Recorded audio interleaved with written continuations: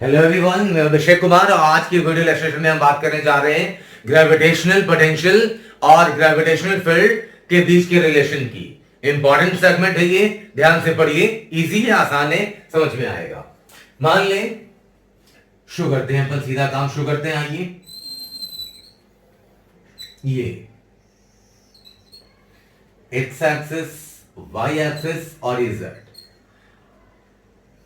मान लो कि एक पार्टिकल है, ये पॉइंट साइज का पार्टिकल, मास m, जो है आर वेक्टर, ये पोजीशन वेक्टर इसकी आर, और यहां से पार्टिकल को डिस्प्लेस कर दिया हमने, पार्टिकल यहां पे आ गई, तो इसका पोजीशन है r vector plus d are.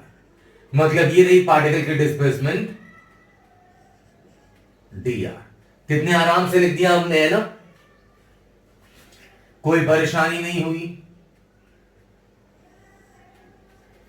Vector के नॉलेज है, मेरे कोई कमाल की चीज तो लिखी नहीं मैंने यहां पर। देख लो, ट्रायंगल, दो वेक्टर्स के हेड और टेल मिल रहे हैं, तो r vector plus d r, d r plus d r. Anyway से वेक्टर को अपन जानते हैं। मान लें कि ग्रेविटेशन फील्ड है सिस्टम में ई, तो यहां पे फोर्स जो लग रही होगी पार्टिकल पे, वो लग रही होगी एम ई। जो है यहां पे, वो मान लिया हमने, वो है ग्रेविटेशनल फील्ड। तो जब मैंने ग्रेविटेशन फील्ड स्टार्ट किया था क्लास में, उस वक्त आपको मैंने ग्रेविटेशन फील्ड के फंडे बताए थे। ग्रेविटेशन फील्ड बेसिकली है क्या? फोर्स ही तो है, लेकिन यूनिट मास पे, और उस वक्त बताया था मैंने कि m मास को ई ग्रेविटेशन फील्ड में अगर उतार दे तो फोर्स कितनी लगेगी? m ई। वही लिखा मैंने, यूनिट मास पे फोर्स ई के बराबर, जो ग्रेविटेशन फील्ड है, m मास पे m ई। तो यहां से यहां पार्टिकल को शिफ्ट करेंगे आप, तो बड़ी जाहिर सी बात है कि ग्रेविटेशन फील्ड, ग्रेविटेशन फोर्स से वर्क तो कुछ होगा, तो वर्क निकाल सकते हैं अपन चाहें तो work done for small displacement D R, work done for small displacement D R.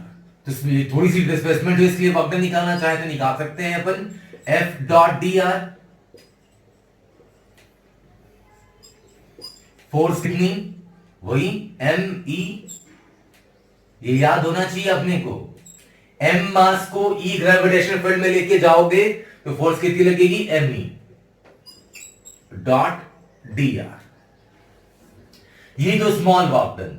इस स्मॉल वर्क डन से पार्टिकल अगर यहां से यहां अगर आ गई, तो जाहिर सी बात है कि पोटेंशियल एनर्जी में चेंज भी होगी। और क्या पोटेंशियल एनर्जी में चेंज निकाल सकते हैं आप? बड़े आराम से निकाल सकते हैं। ये वर्क डन किसकी है? ग्रेविटेशनल फोर्स की। है फोर्स, कौन सा फोर्स ही है? ग्रेविटेशनल। और ग्रेविटेशनल फोर्स कैसा है? कंजर्वेटिव। हम जानते हैं कि कंजर्वेटिव फोर्सेस का जो वर्क डन है, उसका नेगेटिव वो इक्वल टू द सिस्टम की चेंज इन पोटेंशियल एनर्जी के। इस वर्क डन का नेगेटिव कर देंगे, तो यहां से यहां आने में, इस पॉइंट से इस पॉइंट तक आने में जो चेंज होगी पोटेंशियल एनर्जी में, वो आप निकाल सकोगे। तो आइए निकाल दें। चेंज इन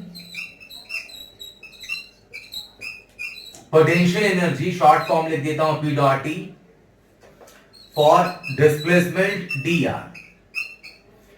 इस थोड़े से डिस्प्लेसमेंट डी आर के लिए अगर आप पता करना चाहिए कितनी पोटेंशियल एनर्जी में चेंज हुई, तो निकाल सकेंगे। D U is equal to minus D W. तो D U is equal to D W, तो ये रहा, तो आ गया minus M E dot D R.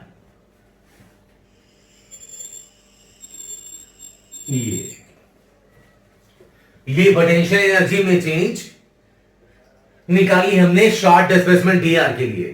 तो क्या ग्रेविटेशनल पोटेंशियल में भी चेंज निकाल सकते हो? याद करिए, मैंने बताया था आपको ग्रेविटेशनल पोटेंशियल बहुत बार डिफाइन कैसे करते हैं अपन, potential energy per unit mass. तो ये जो पोटेंशियल एनर्जी में चेंज निकाला हमने, वो एम मास के लिए निकाला। अगर यूनिट मास के लिए निकालते तो वो क्या होता? ग्रेविटेशनल पोटेंशियल में चेंज।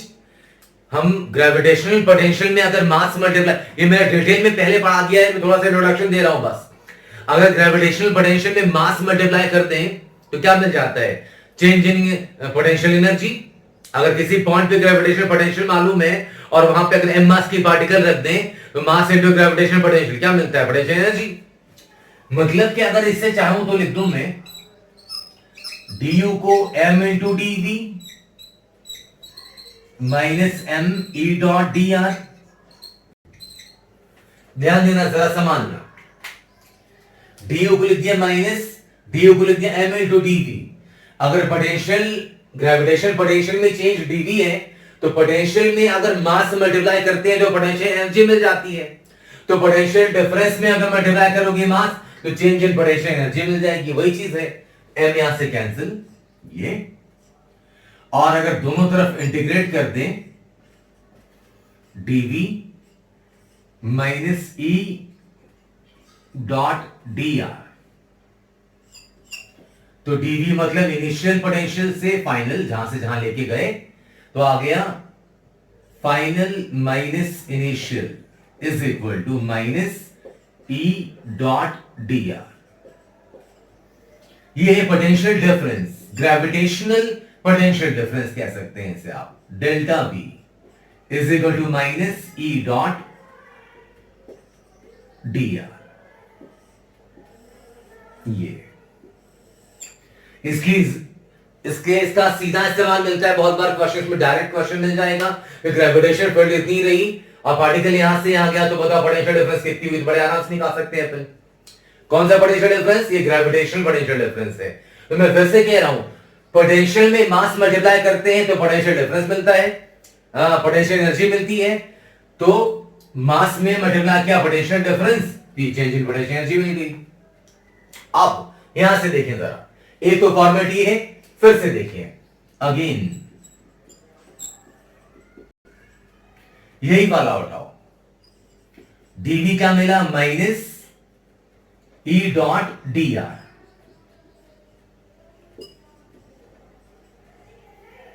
तो D V is equal to minus, ध्यान देना एक फॉर्मूला और मिलेगा यहां से। ग्रेविटेशन फील्ड स्पेस में है तो इसके तीन कंपोनेंट्स हो सकते हैं, एक्स वाई जेड तीनों। तो ग्रेविटेशन फील्ड के तीनों कंपोनेंट्स लिख रहा हूं मैं, ई एक्स आई कैप, ये एक्स कंपोनेंट, ई वाई जे कैप प्लस ई Z K cap dot. D R क्या है? Small displacement. तो डी आर याद रखिए, चेंज इन पोजीशन वेक्टर बोला करते थे अपन। तो डी आर को हमने वेक्टर्स में क्या लिखा था? D x I cap D Y J cap D Z K cap, ये लिखा था हमने। तो डॉट प्रोडक्ट अगर ले लें, डीवी इज इक्वल टू, आएगा सिर्फ आई के साथ, तो ए एक्स डी एक्स, ये आ गया minus E X D X minus E Y D Y minus E Z D Z. ध्यान देना जरा, आयोग की चीजें आपने नोट कर लिया, नहीं करी होंगी तो वीडियो पॉज के लिए सारा नोट कर ले, मैं उसके आगे कहानी यहां पे लिख रहा हूं। ध्यान देना, वहां पे आपने डीवी मतलब potential difference, small potential difference, small displacement होगी तो स्मॉल वर्क डन होगा, स्मॉल पोटेंशियल एनर्जी में चेंज होगी, स्मॉल पोटेंशियल डिफरेंस होगा। Dv small potential difference. अभी मान लो कि इलेक्ट्रिक फील्ड का वेरिएशन जो है वो सिर्फ है एक्स एक्सिस के लॉन्ग। तो अगर इलेक्ट्रिक फील्ड का वेरिएशन सिर्फ एक्स एक्सिस के लॉन्ग होगा तो ई वाई ई जेड खत्म, जीरो। अगर इलेक्ट्रिक फील्ड का वेरिएशन सिर्फ वाई के लॉन्ग होगा, वाई के लॉन्ग होगा, तो एक्स और जेड कंपोनेंट खत्म, है ना। तो for variation in x only, मान लीजिए कि सिर्फ एक्स एक्सिस के लॉन्ग डिस्प्लेसमेंट ले रहे हैं अपन, या फिर एक्स एक्सिस के लॉन्ग ये इलेक्ट्रिक फील्ड है, दोनों में से कुछ भी, ये दोनों में से कुछ। अगर मान लो सिर्फ इलेक्ट्रिक फील्ड एक्स एक्सिस के लॉन्ग होगी तो ई वाई ई जेड ये दोनों जीरो ऐसे ही हो जाएंगे। या फिर अगर पार्टिकल की डिस्प्लेसमेंट अगर सिर्फ एक्स एक्सिस के लॉन्ग हो रही है तो डी वाई डी जेड ये नहीं मिलेगा आपको, ये जीरो हो जाएगा। तो इसलिए मैंने लिखा है for variation in x only. तो ये एक्स कौन क्या है? एक्स या तो डिस्प्लेसमेंट, पार्टिकल डिस्प्लेसमेंट हो रही है एक्स एक्सिस के लॉन्ग, या तो फील्ड सिर्फ वो एक्स एक्सिस के लॉन्ग। तो ऐसे में डीवी इज इक्वल टू मिल जाएगा आपको minus E X D x, क्योंकि वाई और जेड क्या बिहेव करेंगे वहां पे कांस्टेंट। वाई अगर कांस्टेंट है तो जाहिर सी बात है कि डी वाई क्या हो जाएगा? जीरो। अगर वेरिएशन सिर्फ एक्स में हो रहा है तो एक्स में सिर्फ वेरिएशन होगा, तो वाई और जेड क्या हो गए कांस्टेंट, तो डी वाई डी जेड क्या हो गया जीरो, वाई कांस्टेंट तो D Y zero, Z constant तो डी जेड जीरो। मतलब यहां से मिल गया E X is equal to minus D V upon D X. मतलब यहां से ग्रेविटेशन फील्ड मिल रही है आपको एक्स एक्सिस के लॉन्ग, तो ये वेरिएशन सिर्फ किधर है, एक्स एक्सिस के लॉन्ग वेरिएशन है ये। इसलिए मैथ्स में पर्टिकुलर कि अगर वेरिएशन किसी पर्टिकुलर वेरिएबल के रिस्पेक्ट में देखना हो तो मैथ्स में डिफरेंशिएशन का एक नया फॉर्मेट है जो शायद सुन लिया हो अब तक आपने, उसे बोलते हैं डेल, डमा भी बोलते हैं लोग, तो डेल इसे बोलते हैं डेल, मतलब डीवी अपॉन डी की जगह लिखते हैं अपन del we upon del X. ये डमा वी अपॉन डमा एक्स ऐसा भी बोलते हैं लोग, जैसा बोलना चाहे, बोलने को आप कुछ भी बोल दो, चिंटू कुछ भी बोल दो इसको यार, क्या फर्क पड़ता है, ध्यान दो इधर। तो डेल जो ये है ऑपरेटर जो आपको डी की जगह डेल नजर आ रहा है, इसका मतलब ये है कि जब डिफरेंशिएट एक्स के रिस्पेक्ट में कर रहे हैं अपन, तो वाई और जेड को ट्रीट करेंगे एज अ कांस्टेंट। अब अगर फॉर वेरिएशन इन वाई सिर्फ हो,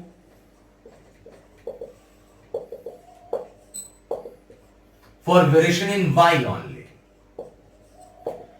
मतलब सिर्फ वाई के लॉन्ग वेरिएशन हो, तो वाई के लॉन्ग वेरिएशन मतलब दो बातें मैं कह रहा हूं एक ही लाइन में, या तो ग्रेविटेशन फील्ड सिर्फ वाई के लॉन्ग हो, तो अगर सिर्फ ग्रेविटेशन फील्ड वाई के लॉन्ग होगी तो सिर्फ ई वाई मिलेगा, ए एक्स और ई जेड हो जाएगा जीरो, या फिर इसका मतलब यह भी हो सकता है कि पार्टिकल की डिस्प्लेसमेंट जो है वो सिर्फ हो रही वाई के लॉन्ग, तो अगर पार्टिकल सिर्फ वाई के लॉन्ग मूव कर रही है मतलब जेड और एक्स कोऑर्डिनेट नहीं चेंज होंगे, तो dx अगर सिर्फ पार्टिकल y के लॉन्ग मूव कर रही है मतलब x और z कांस्टेंट, x कांस्टेंट तो dx जीरो, z कांस्टेंट तो dz जीरो, जैसे मैंने ऊपर बताया वही चीज कह रहा हूं मैं। तो इसे लिख सकते हैं यहां से dv इज इक्वल टू, सिर्फ y में वेरिएशन होगा तो dx और dz ये दोनों जीरो, तो minus E Y D Y, तो E Y is equal to आ गया minus D V upon D Y. ऐसे लिखने में कोई परेशानी नहीं है, ये ऑर्डिनरी डिफरेंशिएशन ही है, लेकिन यहां पे एक बंदिश लगा दी हमने कि सिर्फ और सिर्फ वेरिएशन किधर देख रहे हैं अपन, y के लॉन्ग, इसलिए यहां पे d की जगह डेल, del इसको पढ़ते हैं डेल, डेल जो सही नाम है वो बता रहा हूं मैं, तो del v upon del y, ये मतलब कि ये ऑर्डिनरी डिफरेंशिएशन ही है, लेकिन बस ध्यान ये रखना है कि जब ये del we upon del y, del ये शब्द आ गया मतलब डिफरेंशिएशन सिर्फ वाई के रेस्पेक्ट में करेंगे अपन, एक्स और जेड को ट्रीट करेंगे एज अ कांस्टेंट। तो similarly E z gravitation field का जेड कंपोनेंट क्या हो जाएगा, minus del we upon del z. ये अगर मान लो कि जो पोटेंशियल है वो किसी आर कोई डिस्टेंस है उसकी फंक्शन है, जैसे कि स्फीयर में क्या होता है, डिस्टेंस फ्रॉम सेंटर लेते हैं अपन, आर से डिनोट करते हैं, चाहे होलो स्फीयर हो चाहे सॉलिड स्फीयर हो, किसी वेरिएबल आर की फंक्शन हो, तो ग्रेविटेशन फील्ड क्या हो जाएगी, minus del we upon del r in general. तो अगर आपको कोऑर्डिनेट सिस्टम में काम करना है, पोटेंशियल अगर उन्होंने दे दी, तो अगर पोटेंशियल को डिफरेंशिएट करेंगे पार्शियल से, पार्शियल डिफरेंशिएशन कहते हैं अपन, अगर पार्शियल डिफरेंशिएट करेंगे एक्स के रेस्पेक्ट में तो आपको ग्रेविटेशनल फील्ड का एक्स कंपोनेंट मिल जाएगा। अगर पार्शियल मतलब एक्स के रेस्पेक्ट में कर रहे हैं मतलब वाई और जेड को ट्रीट करना है एज अ कांस्टेंट, अगर पोटेंशियल को डिफरेंशिएट करेंगे आप पार्शियली वाई के रेस्पेक्ट में तो ग्रेविटेशनल फील्ड का y component, similarly gravitational field का जेड कंपोनेंट मिल जाएगा अगर पोटेंशियल को पार्शियली जेड के रेस्पेक्ट में डिफरेंशिएट करें तो। अगर पोटेंशियल कोई और ऑर्डिनरी वेरिएबल आर का फंक्शन हो, जैसे कि स्फीयर वगैरह में देखते हैं कि सेंटर से डिस्टेंस लेते हैं आर, उस पर डिपेंडेंट होता है, तो सीधा del we upon del r minus del we upon del are.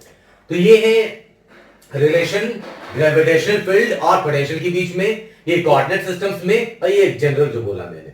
अब आप एक छोटा सा इलस्ट्रेशन देखिए इस पे, तो बेटर तरीके से फील आ जाए आपको, इसके लिए बता रहा हूं मैं। स्टेटमेंट वगैरह क्वेश्चन का लिख लेना खुद से। क्वेश्चन है कि किसी भी स्पेस में पोटेंशियल है X square Y square Z square, तो find force on a particle of mass 2 kg placed at 1,1,1।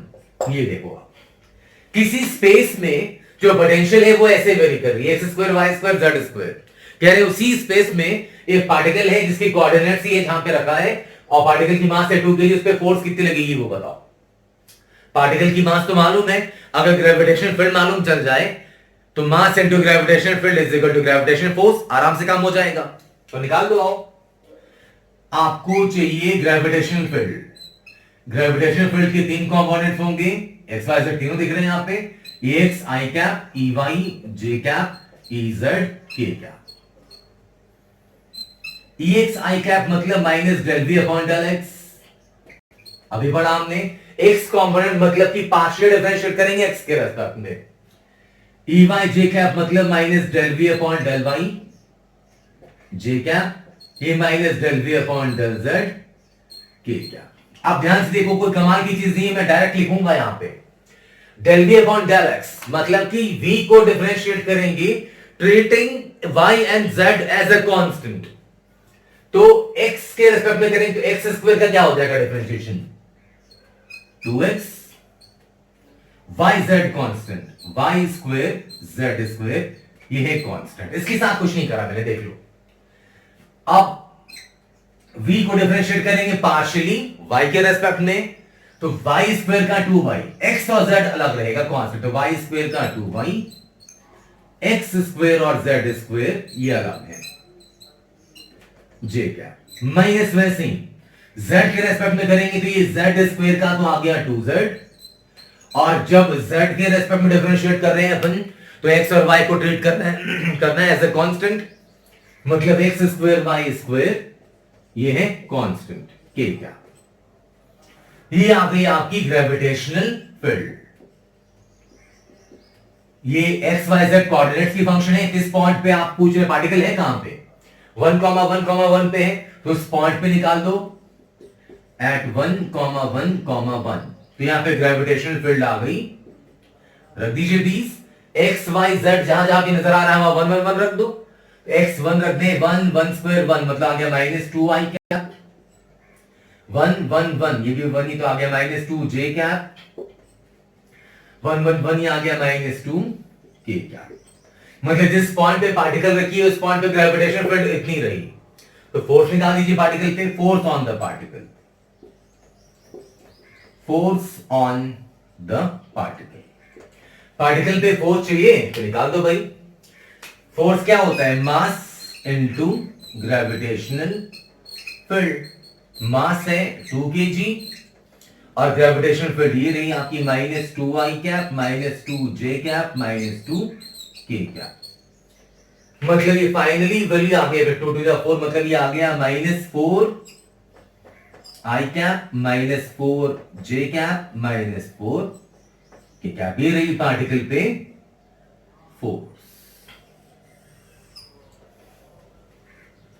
Force का मैग्नीट्यूड बोले तो भी निकाल सकते हैं, कोई बड़ी बात थोड़ी ना है। आई जे के फॉर्म में वेक्टर्स रहते हैं तो मैग्नीट्यूड निकालना तो अपने को आते ही है। ये रही पार्टिकल पे force.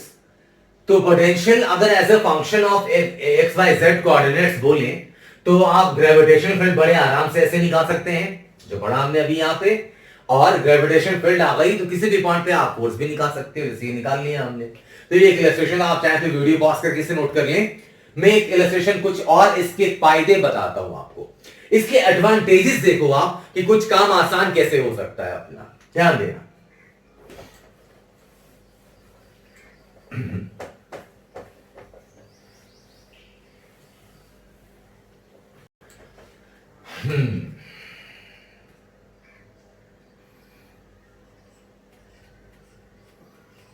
Solid sphere, solid sphere में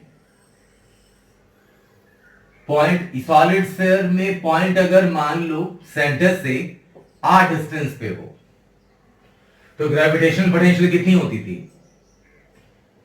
-gm/r, ये थी -gm/r। अब मैं बोलूं कि भाई इस पॉइंट पे फील्ड, ये पॉइंट P पे पोटेंशियल है, यहां पे पोटेंशियल फंक्शन किसकी है? आर की। तो इस पॉइंट पे फील्ड बताओ कितनी होगी? तो पॉइंट पे फील्ड कितनी हो जाएगी? -∂V/∂r। बोला ना कि पोटेंशियल अगर फंक्शन आर की डिस्टेंस की हो तो वही फॉर्मूला -∂V/∂r। तो यहां से डिफरेंशिएट कर देंगे अगर, तो आ जाएगा -∂del/∂r, ये है -gm/r। ध्यान देना, माइनस माइनस भी हो गया प्लस, gm कांस्टेंट है तो बाहर आ जाएगा, और 1/x का डिफरेंशिएशन क्या होता है? -1/x², मतलब ये हो जाएगा -gm/r²।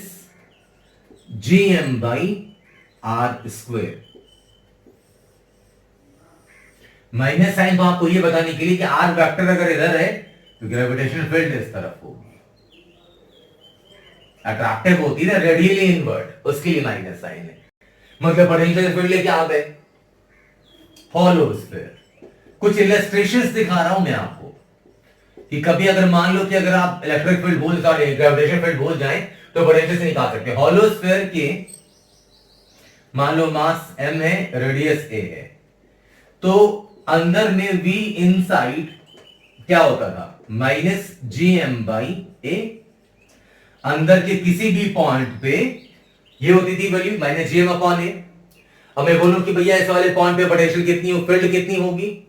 आपको पता है कि 0 है, मान लो भूल गए, तो अगर मान लो ग्रेविटेशनल फील्ड चाहिए तो -∂V/∂r, तो -del/∂r, ये आ गया -gm/a।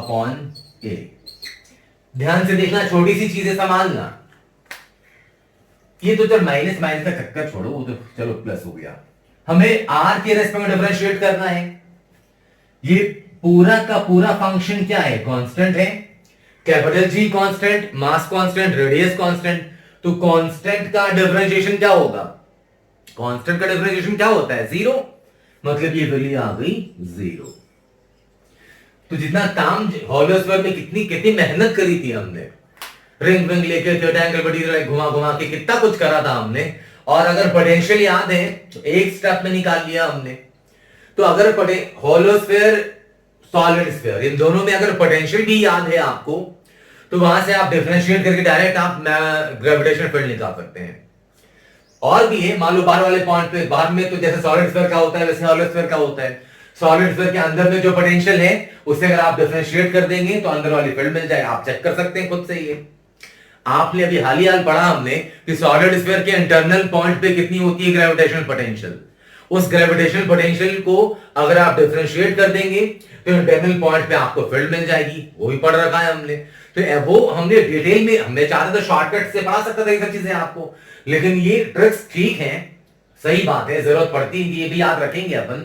लेकिन वो जो हमने डिटेल में अलग से पढ़ा कि हॉलो स्फीयर का पोटेंशियल अलग पढ़ा, फील्ड अलग पढ़ा। अगर काम चोरी करनी होती मुझे तुम्हें पोटेंशियल से फील्ड डायरेक्ट ऐसे बता देता। लेकिन एनालिसिस इक्वली इंपॉर्टेंट है। कॉन्सेप्ट तभी बनेंगे जब आप एनालिसिस करना भी जान जाएंगे। तो आई होप ये चीजें आपको समझ में आई होंगी। मिलते हैं नेक्स्ट वीडियो लेक्चर में नए टॉपिक के साथ। किसी किस्म की परेशानी हो मुझे फीडबैक के कमेंट सेक्शन में बताएं। Thank you so much. जय हिंद, जय भारत।